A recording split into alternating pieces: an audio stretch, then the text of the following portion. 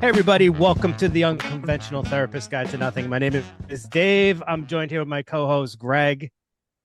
How is everybody doing? I don't even know where to start. We've been trying to record numerous times tonight. I think we're having a little trouble because we're in the middle of a major snowstorm, and Yeah, I Dave. think there might be some internet lag.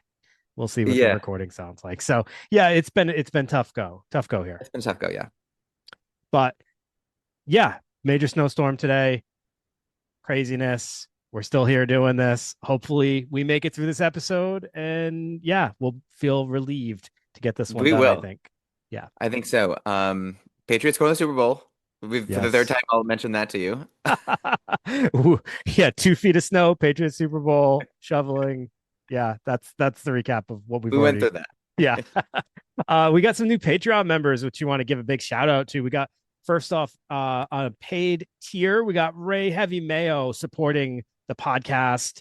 Thank you so much, Ray. Appreciate you supporting and listening and just pledging some support to help keep this thing going. We got some new free Patreon members. Want to give them a shout out too. We got Richella Liss and Marion Lefebvre.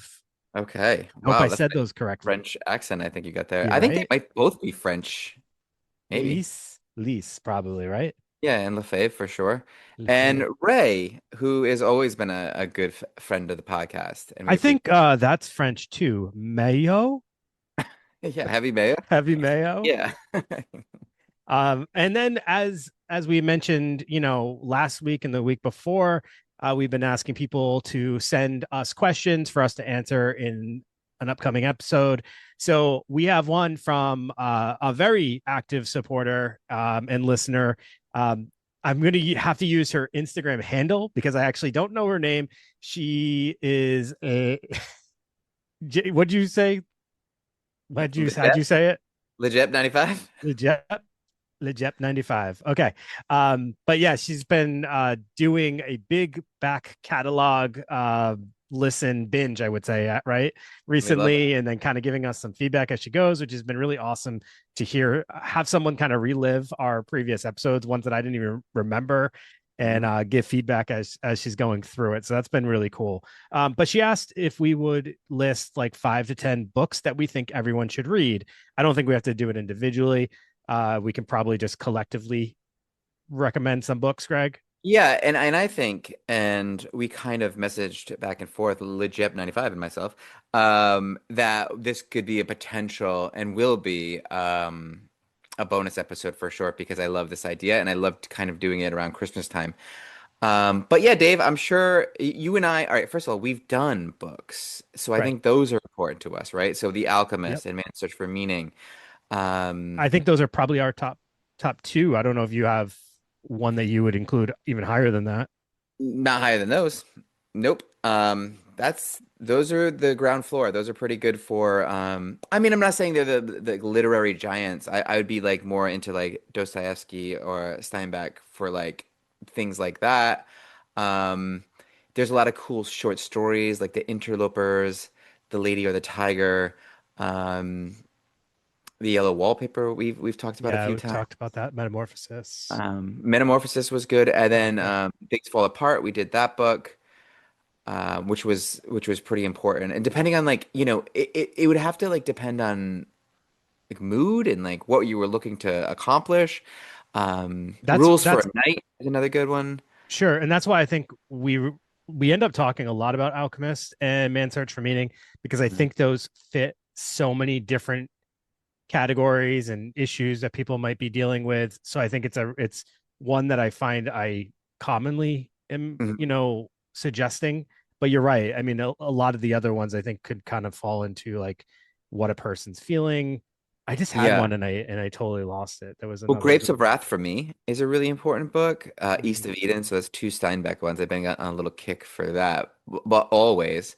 yeah. Um, and then like like I said, like I even when I'm not trying to read a book to get something out of it, I have to admit, like I'm a Stephen King fan, like, and not Yeah. just a horror. I love his short stories. I love like Hearts in Atlantis and um, there's he just this book Fairy Tale that is going to be a show. I kind Yeah. of really like that. I mean, so I'm kind of all over the map when it comes to books, and I'd have to really kind of put my mind to top five or or 10. I mean, we've we've probably talked about so many books, you and I, that we've forgotten so many that we Yeah. would like should be hitting us on the head right I now. think But The Stranger by Camus was one that I read early on that kind of The Fall, shaped yep, Camus my way as of well. thinking about things. Yeah, The Fall was another one.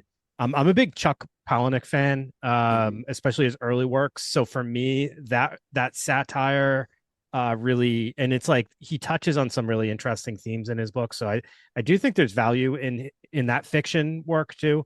And the same with Bret Easton Ellis, which I know Greg probably isn't on the same page with me on that one, but some of that like self-loathing, boredom. I mean, I was really connecting with that in my 20s, and I think it kind of like hearing somebody else write about it in such like a uh exploitative way, I guess. I don't even Yeah, know how to like say it, but it's for me, I feel like that kind of that like hit me in my some of my formative years, and you know was kind of helpful working through some stuff.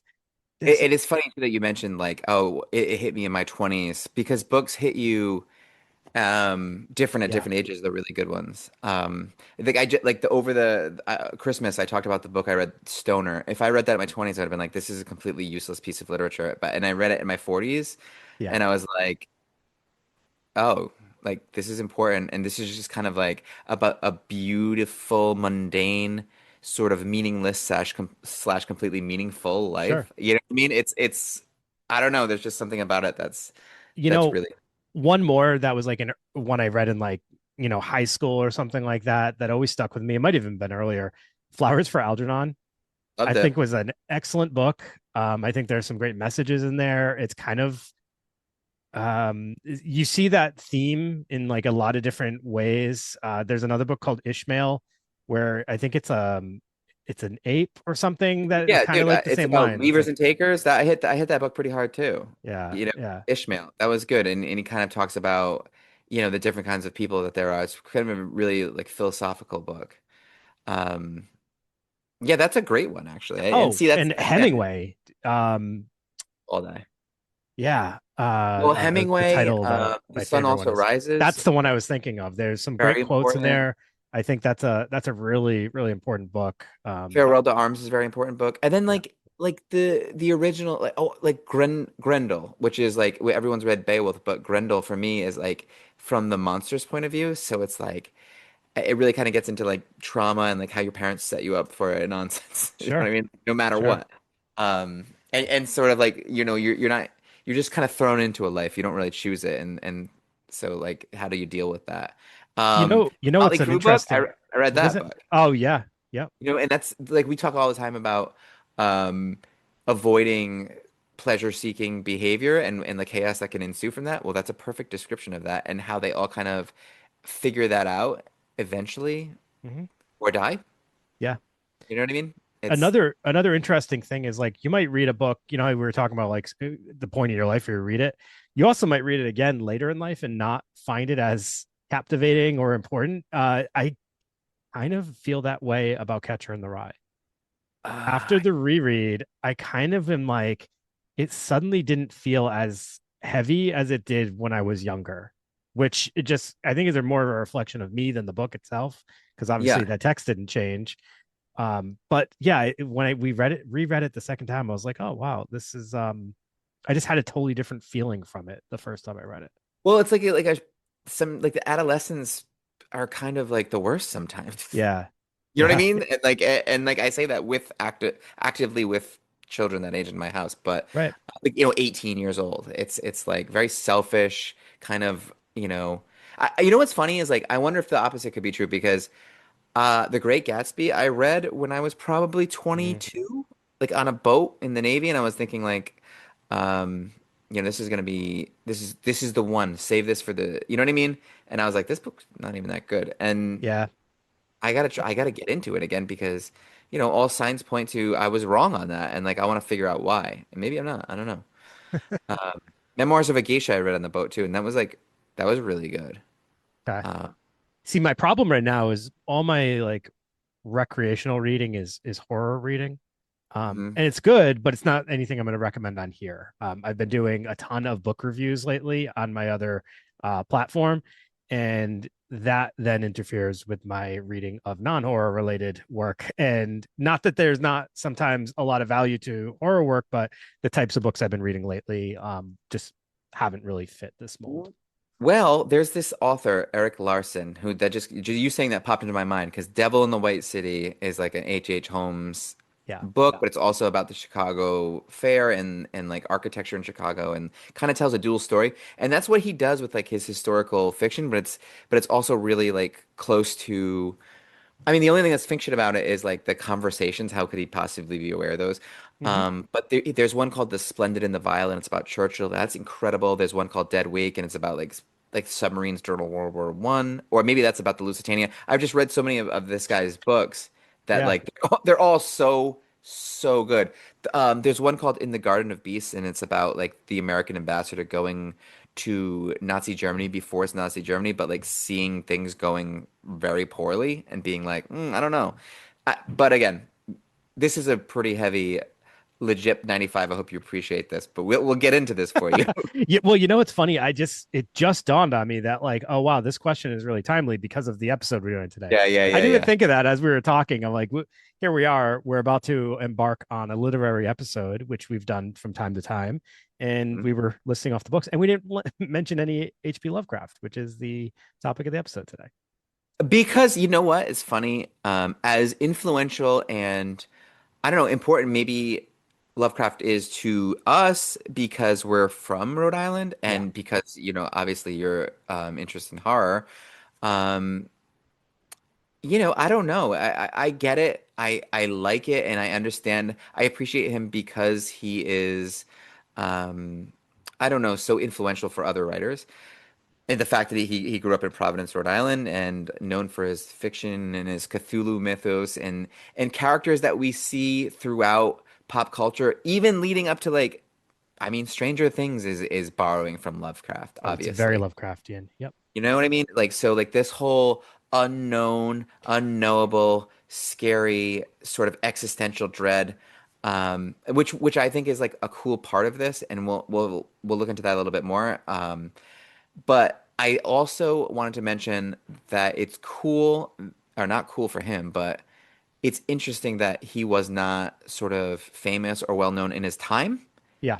It reminds me like this posthumous death publications that happens with people like Van Gogh. People don't know, and I often use that Van Gogh with people who are suicidal because I'll say like Van Gogh killed himself thinking he was a complete failure as an artist. Do you think Van Gogh is a failure as an artist? Right. Even if you don't like that wide brushstroke thing or what you're against that, whatever, like you can't say that Van Gogh wasn't a success and like contributed wildly to art.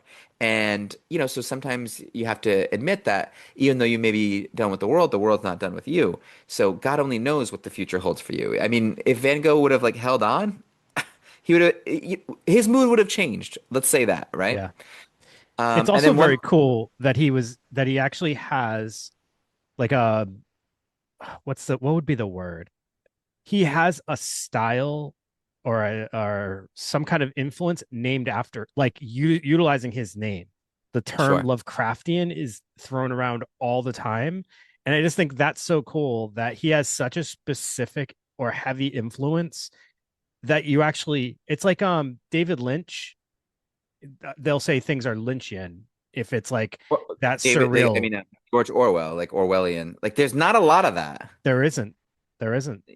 And so, I mean, So Lovecraft is one of those few people whose influence is so heavy that it's actually considered its own style that people borrow from and utilize frequently. and then one last thing I'll say about the posthumous thing. I had an English professor a long time ago, obviously, and he recommended this book, The Third Policeman, because it had a little bit of more lore and like gravitas to it because it was like a posthumous thing, like someone found it Mhm. and published it, and it's just like this really weird little book, The Third Policeman. For whatever reason, there's something important about that book, and people should check it out.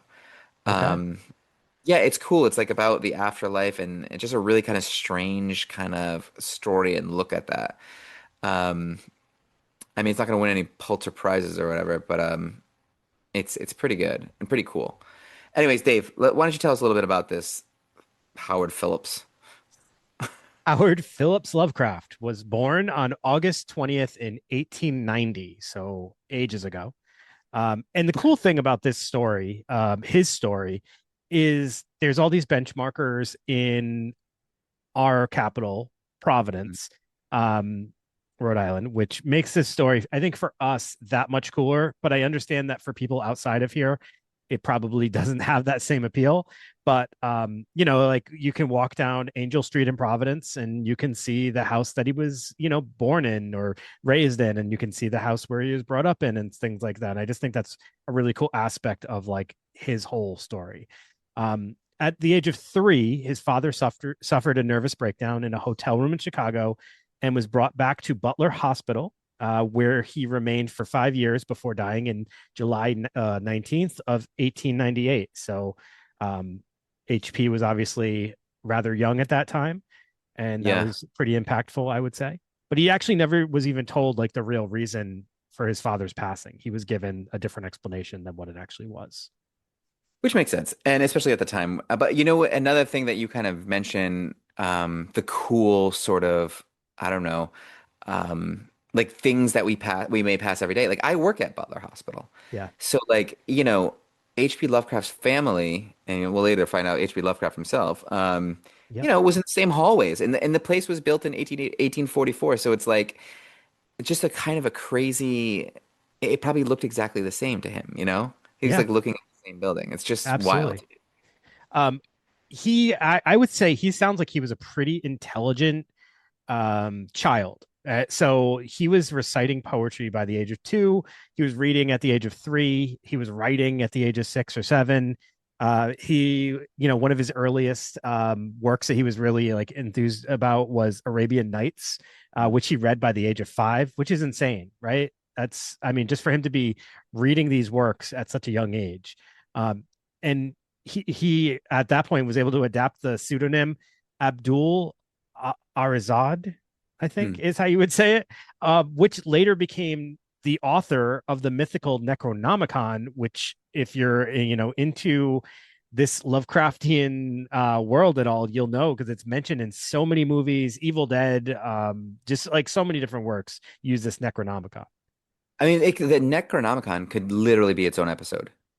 Yeah, maybe that will be in Halloween time. Yes. So as a boy, he was somewhat lonely and suffered from frequent illnesses, many of them being psychological. But he continued to learn through reading, as his school attendance was rather sporadic. In 1904, his grandfather passed away, and due to the subsequent mismanagement of property and affairs, the family ran into some severe financial difficulties, and him and his mom had to move from this beautiful Victorian home to a much smaller, cramped home. And this really weighed on Lovecraft, and he started to apparently contemplate suicide.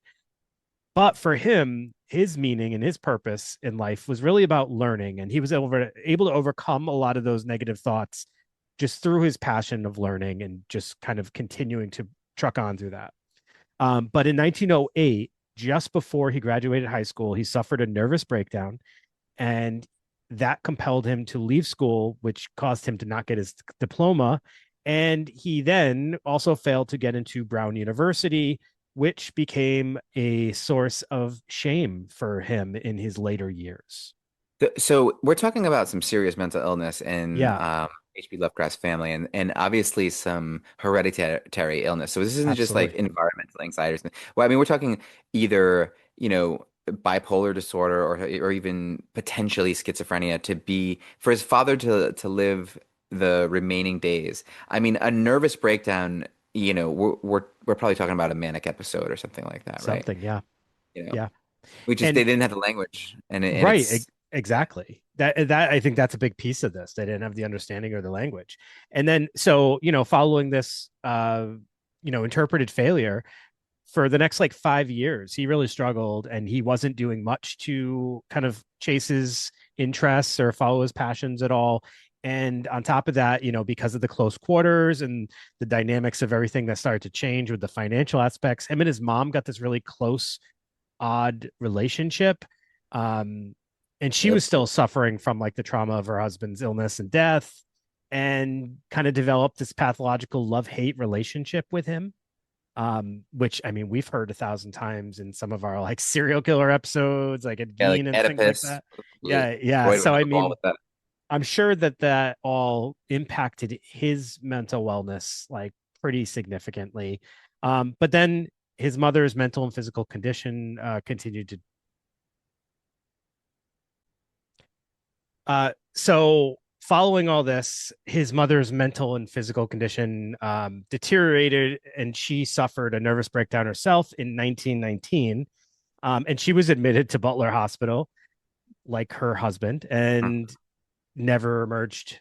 So he lost her actually 2 years later, on in May of 1921. However, it wasn't because of the nervous breakdown that she passed away or anything like that. It was actually something with a bungled gallbladder operation. So just completely unrelated. But this obviously would impact him again rather significantly. So he had his father, his grandfather, his mother, all significant losses.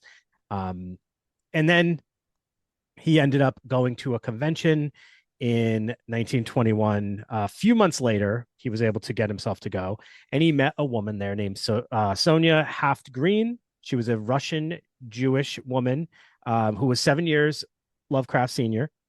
He visited her in Brooklyn in her apartment in 1922, and then the news of their marriage came out in 1924.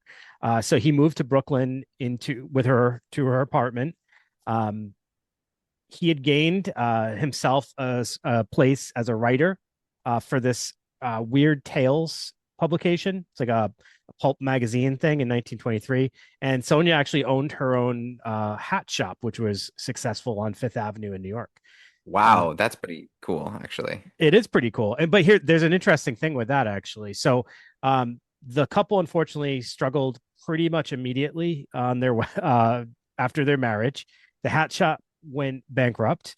Okay. And he turned down a chance to edit a companion magazine to Weird Tales, because it would have caused him to have to move to Chicago. And Sonia's health gave way, forcing her to spend time in New Jersey in a New Jersey sanitarium. Yeah. So it's the mental illness in this story is like rampant, but just a ton of like highs and lows, right? Um, Yeah. he was trying to secure work during this time, but nobody was looking to hire a 34-year-old person with no job experience really.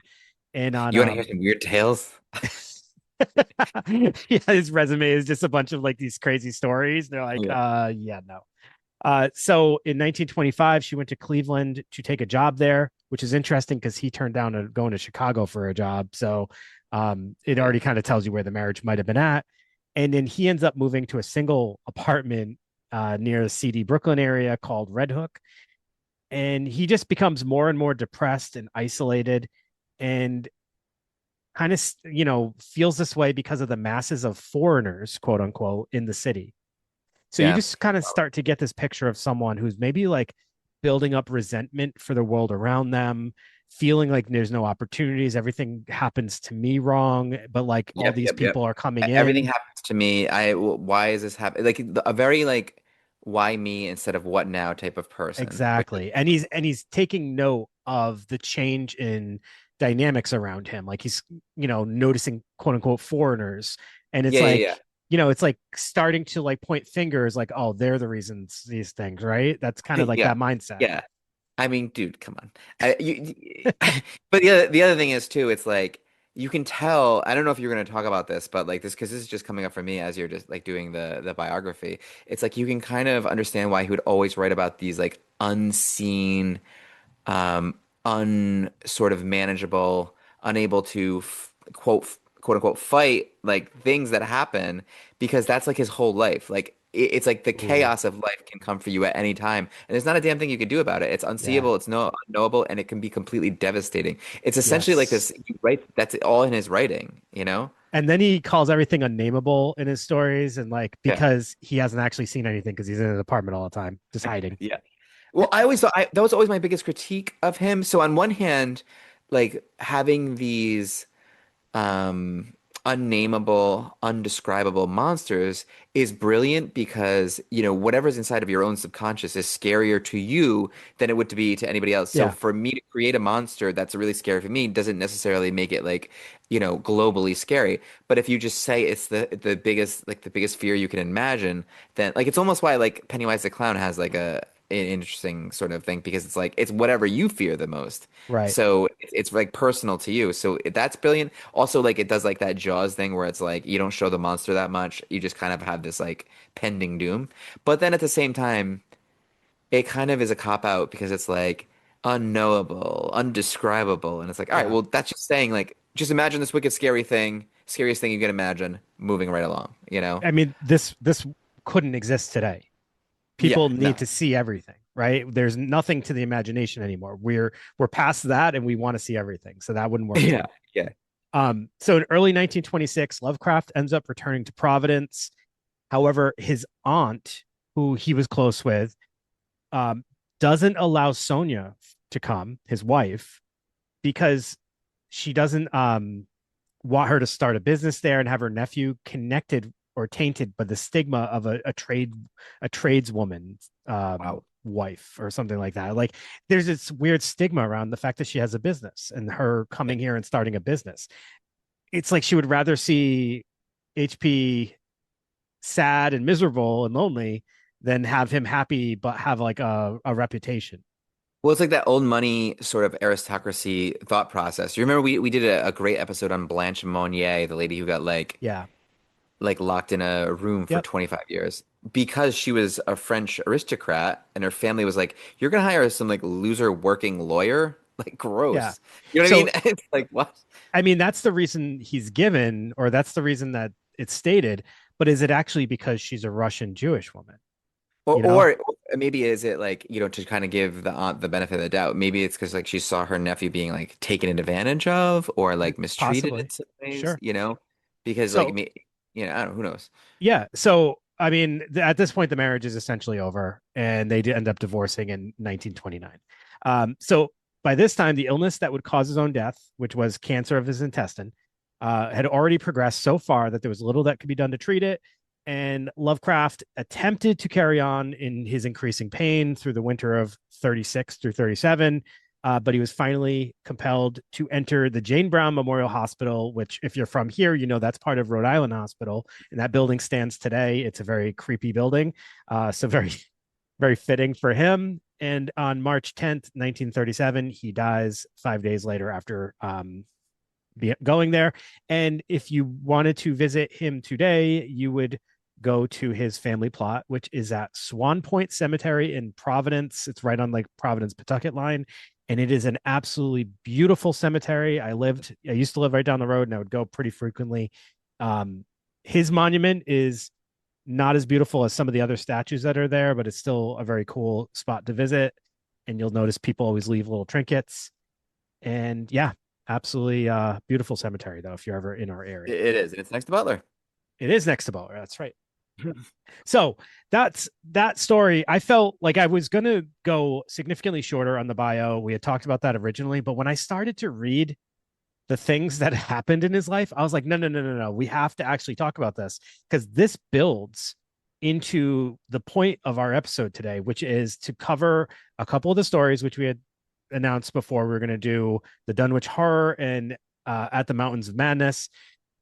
But we also want to talk about the controversies connected with H.P. Lovecraft, which I think a lot of them can be understood through a case conceptualization given his history. I think you can kind of understand, not justify or validate, but at least understand how a person might develop some of the thought Yeah. processes or have some of those thought processes. So some of the big things are the themes and ideas of racism that is present in a variety of his writings, and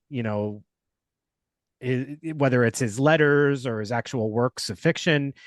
There's a ton of stuff that has come out, and some pretty clear and direct um, themes here. So some of his racial attitude has been seen as directly influenced by the time.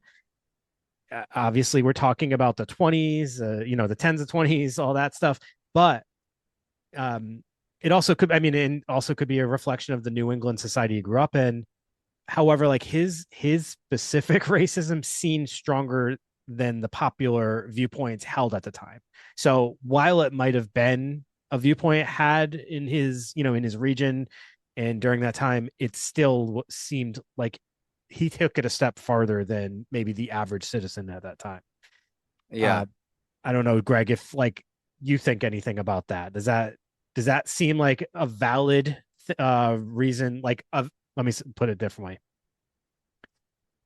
To say somebody's more racist than a common person of his, Yeah, yeah, yeah, yeah, population. Does yeah. that does that feel like something we Yeah, I should think he take was away? just it sounds like he was kind of just a curmudgeon, Yeah, like he sounded angry. he's an angry guy.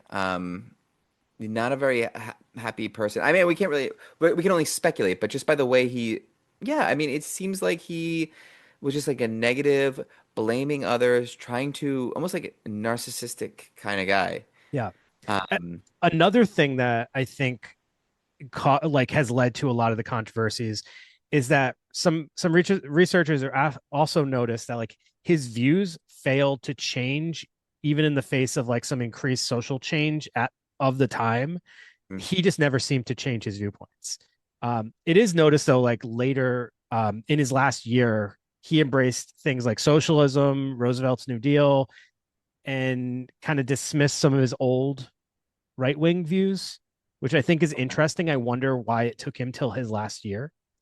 But there is this one work that probably holds the most hostile racist views, and it's in a work of poetry. And I'm not going to say the entire title, but it's on the creation of N words, basically, is the title of the work, which I was like, holy crap, that's very Yeah, specific and detailed. Um, and New England Fallen, both from 1912. So, I mean, these are, some earlier works of his. Um, yeah, he had some pretty like extreme and explicitly characterizing like, black people as subhuman yeah. in the work. I guess I can quote this. This seems like a shorter quote. So when long ago the gods created earth, in Jove's fair image, man was shaped at birth. The beasts for lesser parts were designed, yet were too remote from humankind. To fill the gap and join the rest of man, the Olympian host conceived a clever plan. A beast they wrought in its semi-human figure, filled it with vice, and called the thing a N-word. Whoa. Yeah, Yes, geez, H.P. Lovecraft sucks. that was That stinks to really hear that. deflating to hear that Yeah.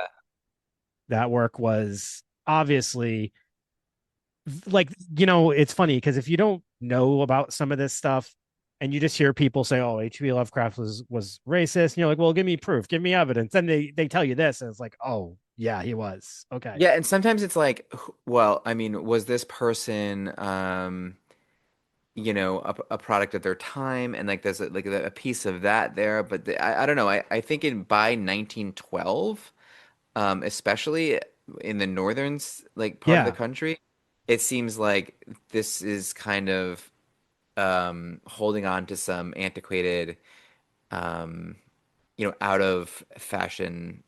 I think right. you should probably know a little bit better, especially considering himself like an intellectual. Yeah, and I mean this is 1912, so I mean this is during that challenging period of time where he was like in that close relationship with his mother prior Yeah. obviously to his marriage, which was 1921. So I mean, this is earlier, obviously, but still very disappointing and telling. Pointing Just like yeah, it's at a terrible time. And like, I mean, obviously, this is like the civil rights movements is like in the beginning in the 50s and the 60s. yeah, So it's like this is still, I mean, kind of like Jim Crow era. But I mean, again, we're talking about New England, which we really, I guess, is like a slap in the face to like my sort of, I don't know, naive thought that up north we were a little bit better about this kind of stuff, and maybe yeah, not. right, You know? yep. So a lot of his works also had some hostile views towards Jewish people, which is interesting as his wife was Jewish. Mhm. Um, and so yeah, she was Ukrainian. She had Ukrainian Jewish ancestry. And she had said that she would repeatedly remind him of her background when he made anti-Semitic remarks. And she was quoted as saying, "Whenever we found ourselves in the racially mixed crowds which characterize New York, he would become livid with rage. He almost seemed to lose his mind." So he was really struggling when he was in New York. And it's funny because he like really seemed to like Providence, and he considered himself like his plot says, "I am Providence," like that he identifies. And I wonder if it's because Providence was less diverse at the time. Well, in like older sort of New England, so here's New York City, sort of like the melting pot, like historically known for like these waves of immigration, and it's like these people who didn't have the same foothold that I did. I think maybe on some level he's like, I should be further along. How are these people that just got here doing so much better than me? It maybe if there weren't so many or maybe if I didn't have this kind of like competition or Yeah. whatever he's thinking, like I would be doing better in life and almost blaming it on others that he, with all the advantages that he did have, still isn't doing well. And so instead of like being like, wow, like these people are managing to freaking do pretty well and I'm still writing my little stories and everything like that, which is fine, but like, don't be surprised. Like, I mean, I guess on some level, don't be surprised if you're gonna like spend your life writing stories and trying to sell them to pulp magazines that things are gonna be a little tough, Yeah. right? Exactly. Yeah. I'm not going to get into too much more because I think a lot of this stuff might be already known, but if it's not, you easily could look into this more. I don't think you need much more evidence that he's racist than those, like the couple of things we've already mentioned. But like even his work, like The Shadow over Innsmouth, Hmm. a lot of that is about mixing of races and cultures in an old New England town, and just kind of like looking at how it starts to the town like the culture there starts to deteriorate almost. And he mentions like these hybrids who are described as having no personal interest beyond swimming and drinking bootleg liquor. um, the old generation is horrified by the concepts of inbreeding, and it's just like there's a lot of like this negative view of like the way the world's changing, and how like races and cultures are becoming more mixed and integrated, and he's just struggling to accept that through his work. It feels like he's Yeah, that's a expressing it weird through thing his because work. inbreeding, yes, bad, but like mixing like interracial matches is actually the far opposite of that, and actually, you know, biologically speaking, is super healthy and creates, I don't know. I don't know, I'm not a like geneticist or whatever, but like, the further you are away from your own gene pool, the better, wait right? wait you're not a geneticist? No. What is your credentials, and that's why you're on Yeah. here? Jeez. I don't even know geneticist is a thing. I thought you were a geneticist. Damn it. All Should right, we, well, we I start think, getting some of these stories or what? yeah, I think the controversies are pretty clear. So let's start off with the Dunwich horror recap, hosted by Greg Charpentier the third and That's fourth. right. And yes, exactly. You're right, exactly right. Actually, I always was jealous of the number after the name, but I'm okay with it now. I didn't even have a Greg Jr. Whatever. What are you gonna do? So, Boo. Dunwich Horror Recap. So, it's a tale of cosmic dread in rural Massachusetts, of course, centered on this monstrously developed Wilbur Wadley. He's the son of a deformed mother and Yog Sothoth, which, we'll get into that, but that's like this like mythical unknown creature. He studies forbidden lore, grows to immerse like this huge being, and with his sorcerer grandfather, summons an unseen colossal entity from another dimension, leading to climactic confrontation where like he has to go to this college or this university and figure out all these ancient incantations from the Necronomicon to stop the horror from breaking through the earth. Now, what's interesting about this specific tale, so I mean, just to kind of like clear that up a little bit, it's like this old creepy town. Um, Mm-hmm. there's this weird family that no one really kind of confronts and stops them from doing what they're doing. So like the problem just grows and grows and grows.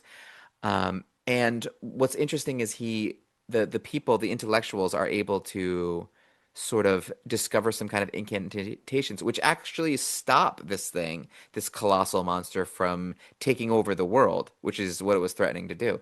Yeah, Um, what's interesting here is like the people win. That doesn't typically happen in Lovecraft stories. sure. Um, but I think for this, it's important to like let's talk a little bit about the themes and Yeah. elements I also just really of the quick, I story. want to also Yeah, mention Miskatonic University is where the yeah. Necronomicon is being held, and that's where he goes to try to get access to it. And he's at first denied, right? They said like, no, you don't need to. I forget what the It explanation was, right?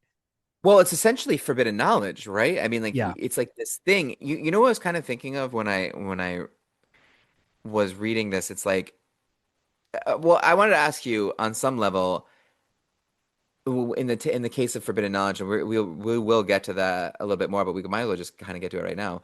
Um, like, do you think that there should be like is that something that's So necessary? Like forbidden knowledge to be this is forbidden? actually gonna come up in the next Okay. story too. Yeah, like This it's an idea of interesting forbidden thing. knowledge, stuff that, and I was going to ask you a question about it as well, actually, and I'll save that for after with that. But like, so in regards to forbidden knowledge, like in this story, like what would be the question? Whether there should be stuff that is withheld? Well, and so I mean, my mind kind of because of the Necronomicon, my mind kind of went to like books. Like remember the Anarchist Cookbook? Yeah. So, there's things like that. There's stuff that once you know, like when we talked about the school shooting, maybe that is forbidden knowledge in a sense because now you've introduced it to the social consciousness and now it makes it possible to happen again. So it's like maybe if you didn't know certain things, there would be no possible way for them to happen. And as soon as you know them now, they're like it's almost like Pandora's box. Like you open this, oh, it was actually a jar if you read the actual myth, but whatever. You open it up and all these horrible things enter the world and it's like that makes a pretty decent argument for whether or not there should be things that you shouldn't know. Like even today, the amount of news and like horrible things that we consume on a daily basis, like that's probably, it affects our emotions, but we're not able to we have no agency to act on any of it. So is it good for us to know that? I don't know. It's just, it's unanswerable question right now. And who's to Um, say? And and who's to who's to say say? whether it is? Yeah. I don't know. I Um, also brought up the Miskatonic University because he does a cool thing in his works where things, it's like Stephen King does this too. There's a Stephen King universe, and Lovecraft definitely has it as well because Miskatonic University is also referenced in the story that I did, and there's like crossover. You could actually probably map out all the different places that are mentioned, and like you could have a Lovecraft map that would look slightly different, similar but slightly different from the reality of these of where these places are. Like I'm pretty sure this I was trying to figure out where this probably took place, and well, I'm rural thinking like maps was probably not rural anymore. I was thinking it was like the Berkshires, Could be, totally. somewhere over there. But who knows? Yeah, at that time maybe it could have been somewhere else. So there's another theme of like degeneracy versus purity. So a conflict contrast between like the tainted bloodline of the Waddleys and the people like the guy Dr. Armitage, who is the hero in this story, and he attempts to combat the chaos. So this might have been like a good day for Lovecraft, where he's like, all these horrible things that happen in my life, I'm writing about it. But what if I, this intellectual, could combat this chaos in some way? I almost felt like he saw himself as Dr. Armitage. Okay, Like yeah. that's like his dream, like what he wanted to be. Like he wanted to go to Brown and he wanted to, be this intellectual and a professor, but didn't work that way. But I think he You, saw himself that way still. you know what's interesting? In the beginning of the story, as they're like going in by this town, they Mhm. described the people who live there as what? Inbreds? Yes, like so it's good. I'm glad you bring that up. And like it's isolated, right? They describe it as isolated, and they say there's one of the themes in the story from a literary like archetype is community complicity. So there's this sense that there are things going on in this town, and since they're like not quote unquote Lovecraft would call them like not like moral people, they don't really stop and do something about like the decay of the town, and it just kind of gets worse and worse and worse. And like there's this willful ignorance that the rest of the town's not really doing anything negative, but they know something very dangerous is going on and they don't do anything about it. And I almost felt like the immigration theme there. Yeah. You know what I That's mean? kind of where I'm going here. Like, I feel like he's looking at these individuals of this town Mm, as kind of being others compared to the sophisticated intellectuals who I think, yeah, as you know, as you even noticed, like it's almost like he's identifying with them, him yeah. personally, right? And who are these others? They're inbreds, or um, and they're evil, right? They're looking to condone, like to engage in evil things Yeah, or and are condone. we the people who are here, if we are like complicit and we don't do anything to stop this group, are we like morally failing just the same? Yeah, Like so that's his like sort of call to action. sure. Whatever that is, I don't know. It's kind of like you can kind of see that's what's interesting about writing. Like you can kind of see people's views and like who they are through their like storytelling, and I think that's kind of interesting, Absolutely. for better or Yeah. for worse. Of course, this story uses a lot of ambiguity, and it's like this indirect horror. Like the monster, you don't really, it's invisible or amorphous, and it's unseen, and um, I think that's like part of his way of saying like our limited perspective and our limited capacity to control the chaos, which is the world. Like, I mean, think about it today. We're kind of having a hard time, people behind the scenes, with like technology. Like the weather is causing some kind of chaos that we have no control over. There's always some kind of thing trying to thwart our plans as human beings that we have no control over. Like you can get sick, this can happen, that can happen. It's just kind of the nature, especially, in the early 1900s. It's probably happening a lot more. Yeah. Um, I can say that, what else could I say about this? Like I like this story. Um, like this it's interesting in that it's very kind of like Poe-like, where just in the way he describes the landscape, it's got this gothic sort of vibe to it. And then the climax, of course, involves a bunch of like incantations and like sort of somehow through the right words, we're able to cast this, through the right words and the right knowledge, I guess, we're able to cast this whatever entity back to wherever it came from. Um, What's and Greg? Can you remind me? At the very end, there is a big revelation when they see what the creature looks like. Do you yeah, remember what that was? no, no, not exactly. It's funny, like to be in complete honesty too. We read this back in October. Yeah. Yeah. And that's why I'm struggling a little bit with that detail, but I know it was an important revelation. And Yeah. so he's his twin. It's the twin to Wilbur, right? The Yes. creature. When they That's look right. at it, It's it's that's it's right. There's a Wilbur's twin, brother. Yep.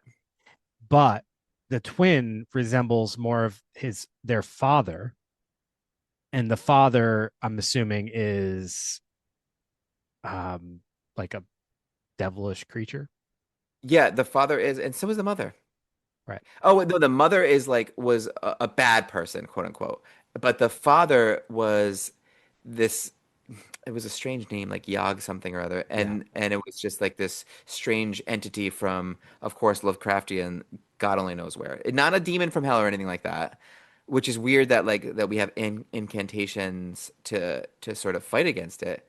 But it just basically comes down to, in the end, this is why I like this story, because it's it's different from his typical stories where like it's figured out and it's wrapped up pretty neatly, Yeah. So their and father was the Yog Sothoth or that's right. whatever, who was an outer god. But An outer god. so the twin brother resembled more of that. Wilbur resembled more human in appearance, but was like freakishly large, right? Wasn't he Yes. like constantly growing and like Constantly growing. Like they had like he like his head went through the roof of the house or something at one point. yeah. Like craziness. Yeah, it's just it's a weird story. Okay, two things at one time.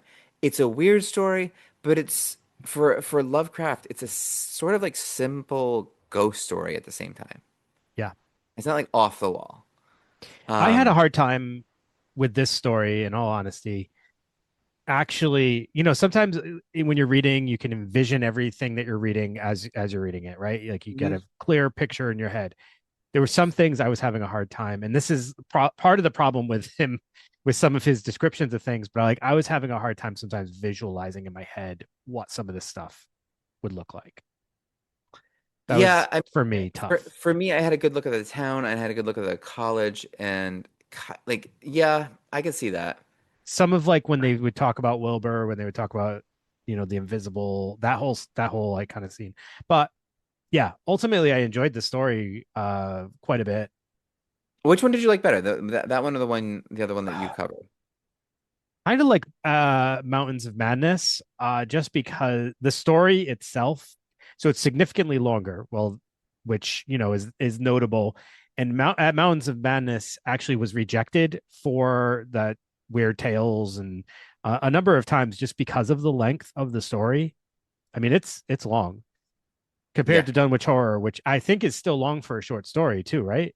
If I remember Well, yeah. correctly. I mean, yeah. It takes about probably yeah because it takes about an hour and a half, 2 hours to read. Yeah. So it's pretty long for a short story. Yeah. So yeah, but the story of at Mountains of Madness, I think, is a little bit more developed, which All right, well, hit us with with the it. length. So all right. So at Mountains of Madness is told in this first person perspective by William Dyer, who is a geologist and a professor at Arkham's Miskatonic University. There it is again. So him and there's a research team that's planning out this trip to Antarctica, and Dyer is basically sharing his experience with them to persuade them not to go because of how horrible of an experience he had. So then they go into the story of when he and a team of about 20 sailed from south of Boston with all this equipment, manpower, and everything, and they go to Antarctica and they begin to search for their landing space. They make camp. They begin to explore. But while there, one of the professors, Professor Lake, gets the urge to explore a distant part of the region. He takes a few people with him, and then he takes a plane because they have access to numerous planes. And he radios back that he was very excited to tell them this discovery that would potentially change the world. So they gather around the radio and they're listening to him talk about, um, these discovered remains of more than a dozen unknown life forms. So some of these have, they've been damaged or injured, but eight are perfectly preserved. And there's something between plant and animal with strangely shaped bodies, numerous tentacles and wings. And he believes that they even have capacity to use tools, but their existence does not fit into any established idea of how life on Earth formed. Um, so the rest of the expedition prepares to go join them, but they end up losing contact with them. When they fly out, they discover a terrible accident has occurred, and only there's one man and one dog that are missing, and the rest are all dead. The wounded creatures seem to have been buried, while the pristine specimens have vanished from the ransacked camp. Dyer and a student named Danforth take one of the planes and explore some nearby mountains. And there they make the discovery behind the gigantic mountain range. There's an architecture of a city that does not resemble anything of the human world, and it ends up reminding him of this mythology of the old ones. Mm. Again, this is mentioned in Dunwich Horror, so some overlap here. So they explore the abandoned city. There's with all the established buildings and all that. He examines carvings and murals in the buildings, and he learns the history of the old ones. And he learns that they came from space and they colonized Earth tens of millions of years ago. And they used their intelligence to create artificial life forms named Shoggoths, Mm. which they used as a slave workforce to construct many cities. The Shoggoths were made of black slime and covered in hundreds of eyes, and they had the ability to take any form. The old ones took over Earth. They formed new life forms from. They farmed new life forms for food. They fought against any invading species, and they even put down a Shoggoth rebellion. So the Shoggoths actually came together and tried to rebel. Um, Eventually, they retreated to their city in Antarctica and then into the subterranean ocean below the continent. Their history also hints that they were more terrible life forms, even taller mountains of the on the horizon.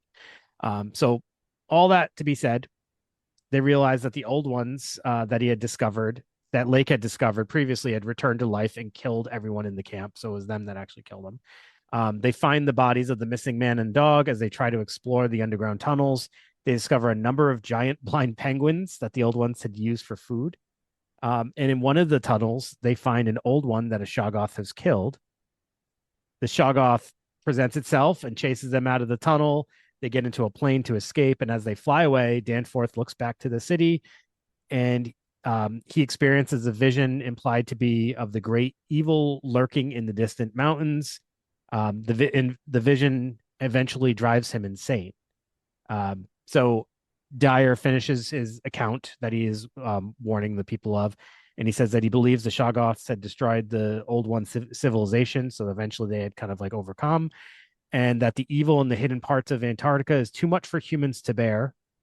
And he warns anyone planning an expedition to reconsider.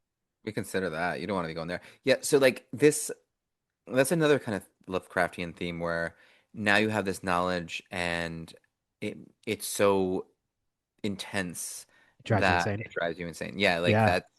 I mean, do you think that like even his parents, like both kind of having like mental breaks and himself, um, I don't know, like d does he is it his way of like explaining that? Wow. Yeah, I actually didn't even think of that. So I mean, yeah, he's had all these experiences with people having these breakdowns and things like that. Is that something he feels caused their breakdowns? They had too much knowledge. Yeah, They like were sometimes so intellectual that they had nervous breakdowns. or the wrong kind of knowledge. The Or wrong for kind real. of knowledge. Yeah. Yeah. You know, he is all about like heeding warning. It goes back to like forbidden knowledge, like you were saying, and man's need for exploration and how like dangerous it can lead you to like dangerous places, right? Yeah, like does it come up weirdly I was thinking of the immigration thing again. I mean, maybe because it's like everywhere and it's like is he trying to say like stay where you're at and don't travel because it's dangerous? Well, I mean, it's almost like he's reflecting too on, slavery involved exploration, right?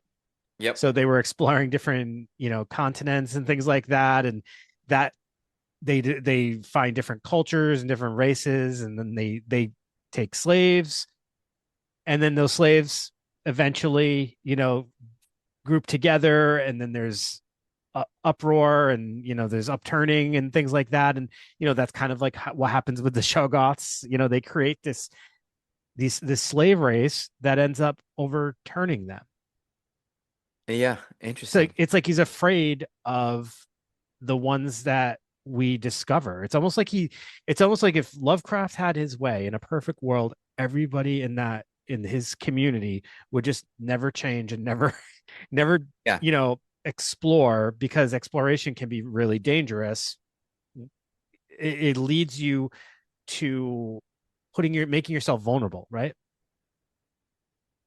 So he's very Interesting. against this. He is against that. And he's a very homebody person Right. in This Providence. this story also makes me think of like UFOs and government cover-ups and things like that. And Oh, is there there was the Dyatlov Pass. I thought about that when reading this. Have you ever heard that story? which Where one the is that? people were in like Russia and they were like kind of I don't know, maybe they were camping or something. It was a really snowy condition. I guess it could be like the Arctic if it was like near Siberia or something. Um, and like they were just attacked and torn apart in their tents and no one really ever knows how or why. It reminded me of that. Yeah. And also like the mention of Arkham, which was mentioned in the Dunwich Horror too, and that's like that Batman prison. Yeah. Yeah, there's I So mean that, Batman obviously borrows from that as well, yeah, which is so it's like, interesting. Yeah. yeah, I mean, just He does seem to present this theme over and over though. Like I was saying, like with UFOs and government cover-ups of that, it's like, is there information that's paranoid. too much for us Is, to handle? is Like, it part of like paranoia for him? Because well, it's just I think I'm there's a part of this that could be validated too, though. Is there information that if the general population knew about it, would cause widespread panic, would cause, that's a maybe that great sort of insane, point. yeah, Yeah. maybe that going insane is actually his version of like people's panic they get if they were to know of new, life forms that are more advanced than us. They could get it, or this impending doom maybe Like that a could comet's cause, gonna hit in like 4 days. Like right, maybe people would go not insane, but just they would just I think panic. like the Y2K thing, like Sure. anytime people think the Yeah, world's gonna so end. maybe there is, maybe if you don't take it as literal of insane and you just kind of look for different variations, maybe there is actually something to this. I did think, like, obviously this Shoggoth's parallels to slavery is you know obvious. Yep. uh the overturning of the systems of power leads to absolute horror. What is he saying here? But I also thought, like, is there another way to see this? Just does it is it an obvious interpretation here, or is there something else that he was presenting? I don't know. Mhm. I don't know um either. Another interesting theme here, though, which I think is like, he was way ahead of his time with this. The man-made part of it makes me think of like AI Yep. and some of the stuff that we're, talking about today, dealing with today. You create this thing that you think works for you, and eventually it's the thing that is your downfall because it doesn't actually work for you because you've made it so powerful or so intelligent. Yeah, that's sort of like Terminator stuff.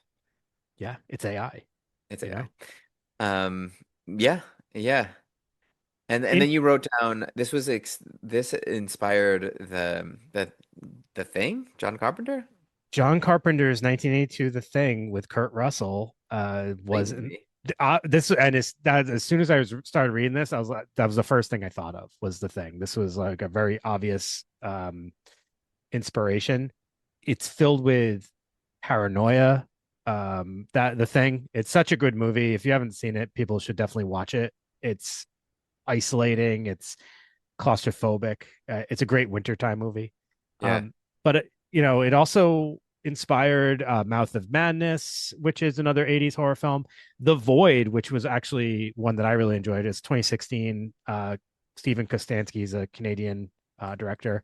Underwater, which had Kristen Stewart in it, and at the end, there's a very Cthulhu-like monster that ends up showing up. I actually really enjoyed that film, and Guillermo del Toro actually wants to adapt this, but feels it would be really hard to do it justice. Yeah, Um, of course.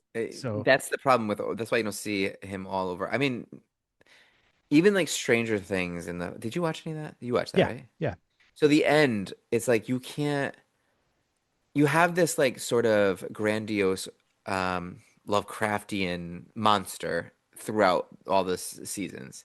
But then when it comes time to fight it, it just like you have to take all its power away because it doesn't make any sense anymore.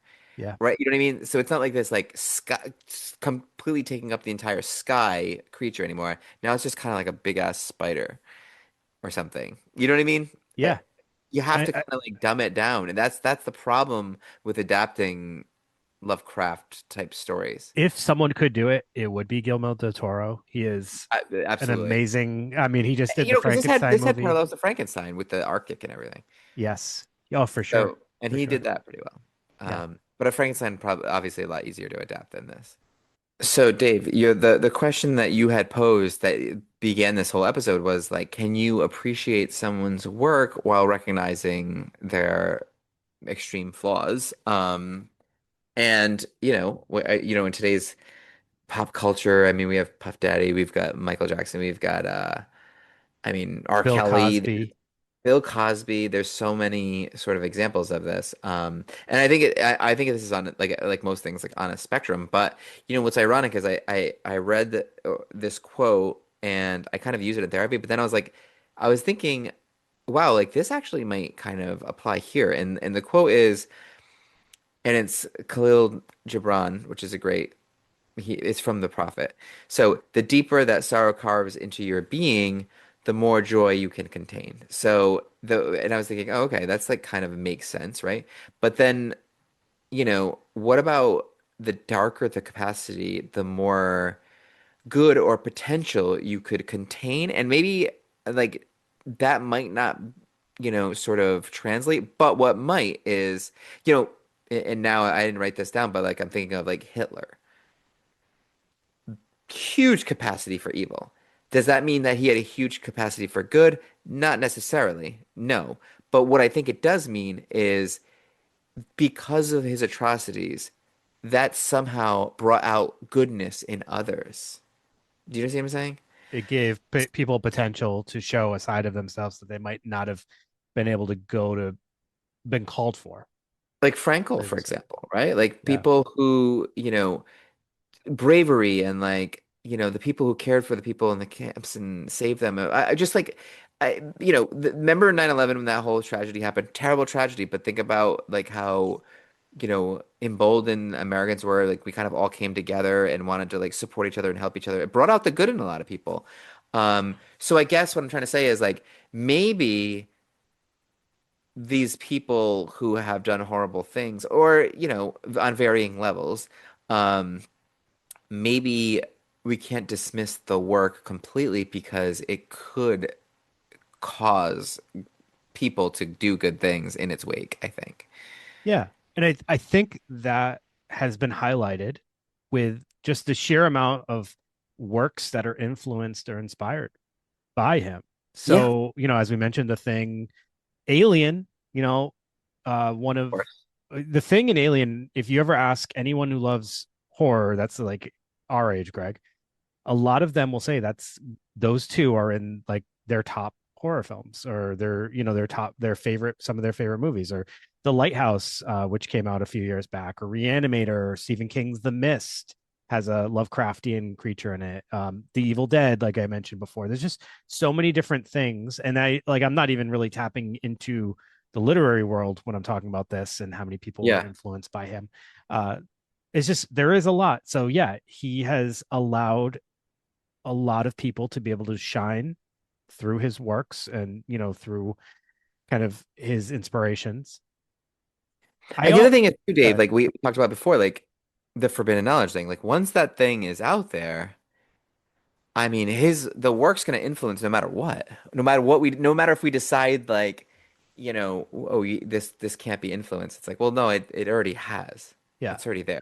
Well, the other part of it is there a way to like is there value in using these works to first off maybe highlight some of those negative themes or thoughts that he had and kind of like use those as talking points, right? Or can you use his works to, look at them through a different lens to analyze? Like I was saying, like using that theme of the Shoggoths and, creating in this thing that ends up becoming the thing that threatened you in the end and kind of discussing AI and like its potential dangers. Like it doesn't have to always come back to the thing we know about him. We're choosing that because we're filtering the way we're looking at all of his works through that, which is, I mean, in some of his works, it's unavoidable because of how direct it is. But in others, we're looking to interpret it because we know his thoughts. We know his views about these things, so we're looking at it with intention. But we Yeah, and could it's also take it unrelated and look at it through other lenses. And trust me, we could come up with 1,000 other themes to discuss and have valuable conversations around those.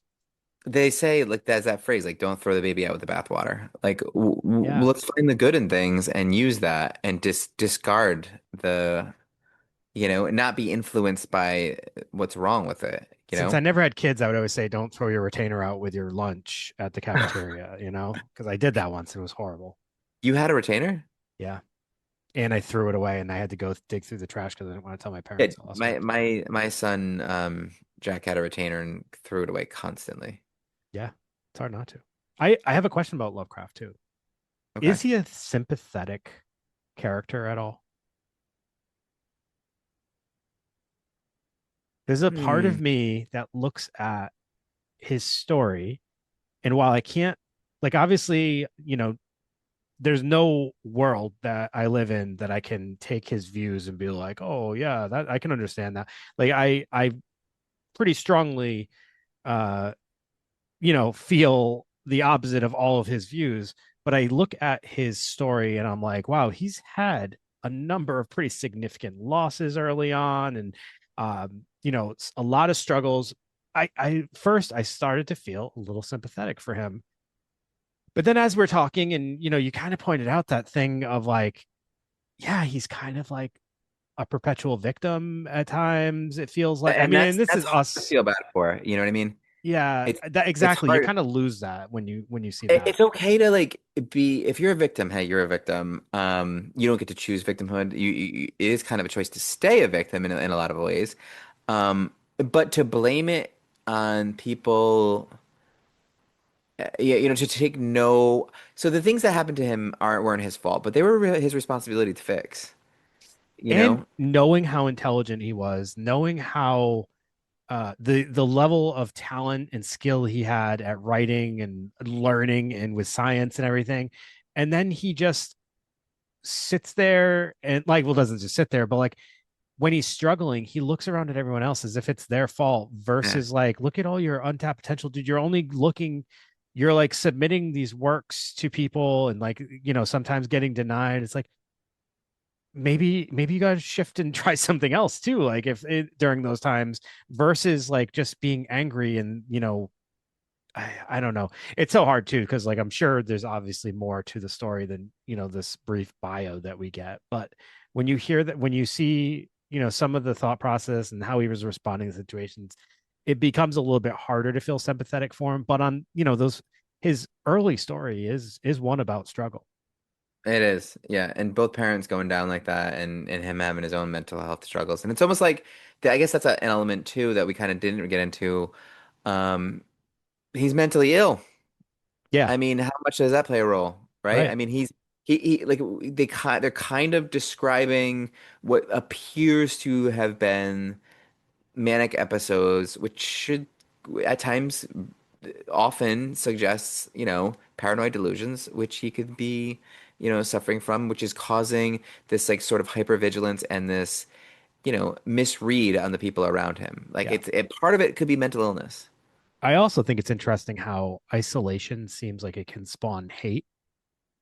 Oh So, yeah. he isolates in when he's in New York. He's just, it feels like he really digs into some of those negative viewpoints he has of people who don't look like him, or who he doesn't affiliate with. And yeah, I had this other interesting ironic story, I guess you would say, about that ties to H.P. Lovecraft. So the film Color Out of Space was adapted a few years back. That's an H.P. Lovecraft story, and the film starred Nicolas Cage and some other individuals, but it was directed by Richard Stanley. Are you familiar with Richard Stanley? No. So he's infamous for the really failed remake of Island of Dr. Moreau, Ah, yeah. and he's known for being very eccentric. And that whole film was that's the one with Val Kilmer, Marlon Yep, yep, Brando. yep. I remember. Yeah. Failed significantly, but the biggest failure was actually like the filming of it. It was a horrible set. Everybody, like, people were getting fired, dropped off, and Richard Stanley was connected to that for a while. So he did Color Out of Space, and he is another individual who also, so after this comes out, then there's all these allegations of significant domestic abuse in his relationships. So it comes out, and immediately people hear these allegations, which I don't know if they were founded or not. I don't believe they were founded. Um, People immediately boycott his work. So he was on board to create this film that was supposed to get some good reception, and immediately becomes failure because of the allegations that were tied. It became a big he said she said type thing. But I mean, the allegations against him were pretty significant of physical Yeah. abuse in the relationship, so I don't want to That's a huge minimize that. conversation because that's a huge part of culture now. Like obviously cancel culture would Sure. be like a huge conversation. But it's another one of those situations. Should we do we boycott the work? Do we allow ourselves to watch it? Is that supporting that individual? I mean, in some ways it's also supporting other individuals who are clearly Or attached to the yeah. project. But I just thought it was ironic that here we are, you got HP and all the controversy with him, and then you have someone else who then also has controversy adapting his work. So it's kind of almost like a meta, I guess, but in a different way. So yeah. All right. That's a lot of HP Lovecraft. That's a lot of HP Lovecraft. So yeah, I guess that sums it up. That sums it up, Dave. It Yeah. does. And now sorry, but I have to go check on a young one and shovel because it probably snowed another 7 inches while we've been talking. I am sure it did. I am sure it Oof. did. So yeah, everybody make sure you hop onto Patreon and support the show. Watch our video, all that good stuff. We will see you next week with a new episode, and we'll see you earlier than that with a bonus episode if you are on Patreon. So we will see you then. Everybody, have a great night and be safe. Be safe.